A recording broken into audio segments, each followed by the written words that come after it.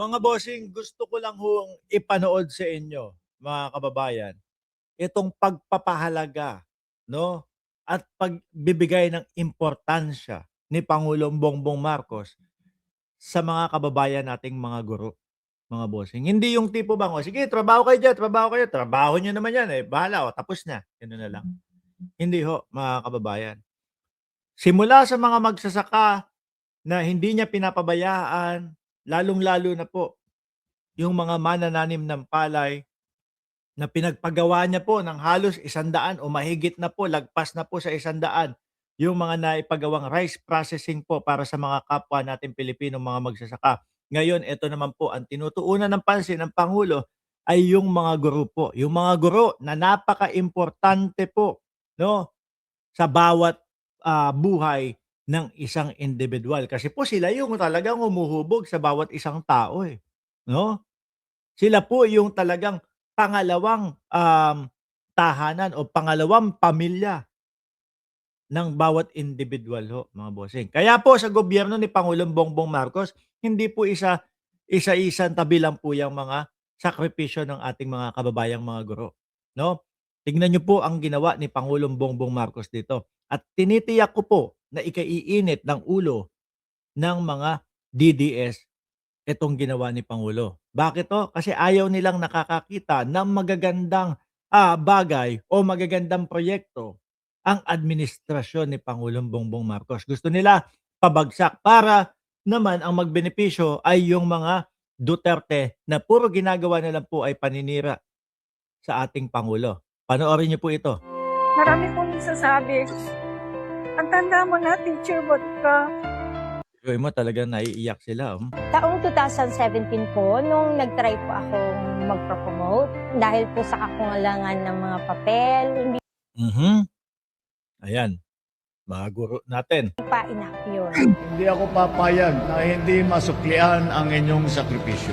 Kaya gumagawa tayo ng mga hakbang upang marami pang guro ang Hmm, sabi ko sa inyo, eh, kung tanungan portion lang po mga boss chief, amo, sir, patungkol doon sa mga proyekto at pagbibigay ng atensyon ng pangulo sa ating mga kababayan. Madami po niyan, mga bossing, 'no?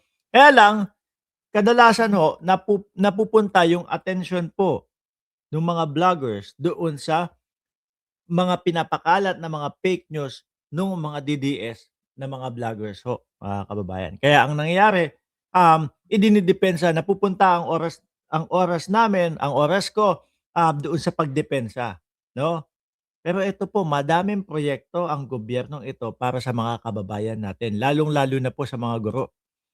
tumaas ang posisyon at kagaya ng aking ipinangako, walang sino man na teacher ang magre-retire na teacher 1. Ayun, ayun, salary grade, teacher 1, SG 11, salary grade 11, 12 to master teacher.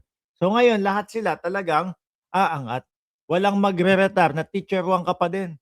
Teacher 1 ka pa din, ilang taong ka teacher 1. Ngayon, karamihan diyan, eh, baka yearly or kung ilang beses, tumaas. Pati po yung sweldo nila, mga kababayan. Lord, totoo na ba to? Ayun na, totoo na pala to. Ang malaman nilang nagpapapromote ako, sila yung unang-unang natuwa at kinongratulate nila ako. Sabi nila, ay si Mama, sawa. Siyempre ho, mga kababayan, 'di ba? Hindi po matatapos diyan 'yan. Kailangan, talagang patuloy lalo na po pagbibigay, ng papugay sa kanila. Napakaimportante po 'yan. Sabi ko nga sa inyo, sa buhay ng isang tao napakaimportante, napakahalaga po ng mga naging guro natin, mga bossing. Sila ang humubog sa atin. Bukod doon sa paghubog sa atin ng ating mga magulang, eh, kasama po diyan yung paghubog ng ating mga guro, lalo na sa ating kaisipan.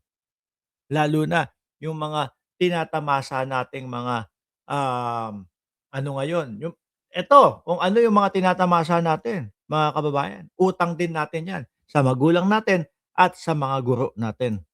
Tapos mapopromote na siya. Wala pa ring papalit sa pagmamahal, sa malasakit at sa alaga ng ating mga guro sa inyo. Totoo naman po, 'di ba?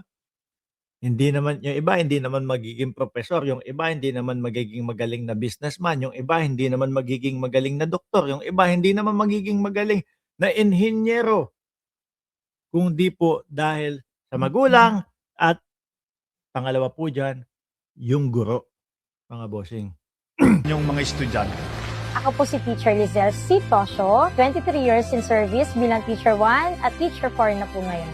Ako po si Teacher Angel. Diba? Nakaka-proud po talaga yan, mga bossing.